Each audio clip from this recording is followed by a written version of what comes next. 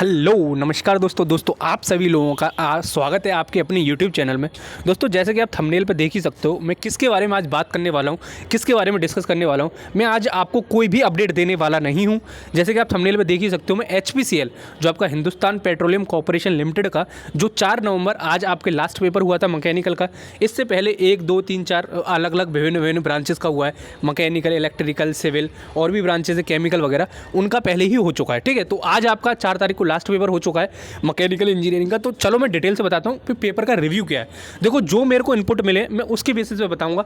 जो भी आपका रिव्यू हो कि मेरा पेपर ऐसा हुआ है कि या मेरा पेपर का पैटर्न ऐसा था या मेरे जो शिफ्ट थी उसमें ऐसा पेपर आया था, उस बेसिस पे आप कमेंट बॉक्स में ज़रूर बताना। ठीक है, सबकी राय देखो जानना बहुत ज़रूरी है।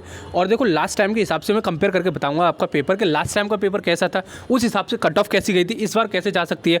नंबर ऑफ स्टूडेंट्स के बारे में पहले ही बता चुका हूँ, कितने अपीयर हो चुके हैं, और नहीं पता है तो मैं टेलीग्राम पर फिर से शेयर कर दूंगा जिससे कि आपको पूरा पता चल जाए। ठीक है, तो देखो आज का जो पेपर था 4 नवंबर का, जो लास्ट शिफ्ट तक की मेरे पास जो इनपुट्स मिले हैं उसका सबको सम अप करके मैं बताने वाला हूं। आप ज़रूर से, मेरे को बहुत वैल्यूएबल होगा अगर आप कमेंट करके बताओगे कि दोस्त मेरा पेपर ऐसे हुआ है। देखो, मैं पहले से जब से आपकी ये वैकेंसीज आउट हुई हैं HPCL की, मैं आपको हमेशा से बोलता चला आया हूँ कि दोस्त नॉन टेक्निकल जरूर प्रिपेयर करके जाना HPCL में, क्योंकि नॉन टेक्निकल पोर्शन बहुत बड़ा रोल प्ले करता है, बहुत बड़ा।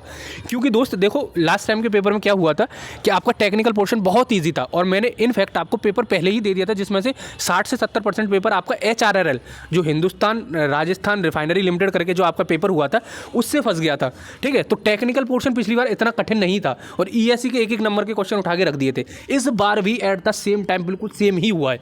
टेक्निकल पोर्शन इतना कठिन नहीं था और कैलकुलेटिव तो ज़्यादा था ही नहीं, न्यूमेरिकल थे लेकिन थोड़े बहुत थे, ऐसा नहीं था। जो मेरे को इनपुट मिले मैं उसके बेसिस पर बोल रहा हूँ दोस्त। अगर आपको कुछ अलग लगता है तो मेरे को कमेंट बॉक्स में ज़रूर बताना। देखो, मैं अगर न्यूमेरिकल का वेटेज बताऊँ तो 20:80 का वेटेज था। 20% आपके न्यूमेरिकल होंगे, जो टेक्निकल पोर्शन था मैकेनिकल की बात कर रहा हूँ मैं। और दूसरे पेपर का मेरे को दोस्त पता नहीं है, मैं मैकेनिकल का मेरे पास ज़्यादा मेल्स आए और मैसेजेस आए, तो मैं मैकेनिकल का बात कर रहा हूँ जो 4 नवंबर को पेपर हुआ है। ठीक है दोस्त, ये आई थिंक आपको इतना समझ में आ गया। और नॉन टेक्निकल जिस किसी भी बंदे ने, जिस किसी भी भाई बहन बंधु ने अगर नॉन टेक्निकल अच्छे से प्रिपेयर किया होगा तो भाई साहब वो पेपर को आज धुआं कर दिया होगा।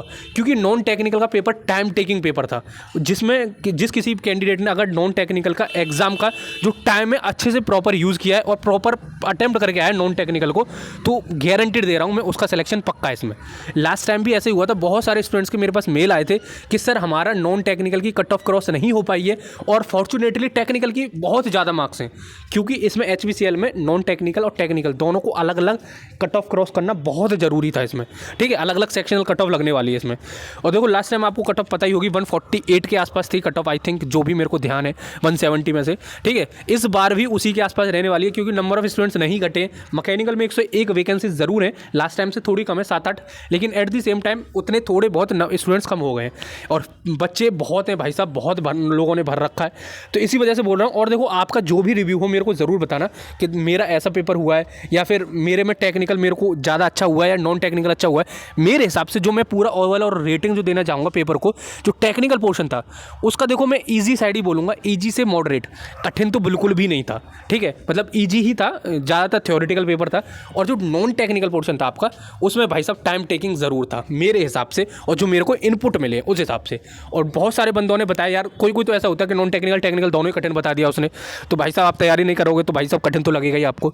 लेकिन मोस्ट ऑफ द कैंडिडेट्स मेरे को वो मिले, उन लोगों ने मेरे को यही बताया। मैं सोच रहा था डायरेक्ट सेंटर के बाहर किसी के पास जाऊँ और आपके सामने वीडियो रिकॉर्ड करके रिव्यू करके दे दूँ। आगे से ऐसे किया करूँगा जो भी बड़े बड़े पेपर हुआ करेंगे। ठीक है, और आप बताना क्या आपके सजेशन है, मैं कैसे आपके सामने और भी ज़्यादा क्वालिटी कंटेंट लेके आऊँ। ठीक है, वैसे मैं आपके लिए कुछ ना कुछ करता ही रहता हूँ। ठीक है, तो आप ज़रूर बताना कमेंट बॉक्स में कि दोस्त मेरा पेपर ऐसा हुआ है। कट ऑफ नो डाउट वही रहने वाली है, 140 प्लस आपकी कट ऑफ रहने वाली है। अनरिजर्व्ड की बात कर रहा हूँ, फिर कैटेगरी वाइज 1-2 नंबर कम कर लेना। ठीक है, तो आई थिंक आपको समझ में आ गया मैं क्या बोलना चाह रहा हूँ। पेपर टेक्निकल जो था वो ईजी था, non technical portion time taking था। ठीक है, तो चलो फिर मिलते हैं अगली वीडियो में नए अपडेट के साथ, नई वैकेंसीज के साथ। गेट की प्रिपरेशन करते रहो, जो नहीं कर रहे वो नॉन गेट की SSC JEE की करते रहो।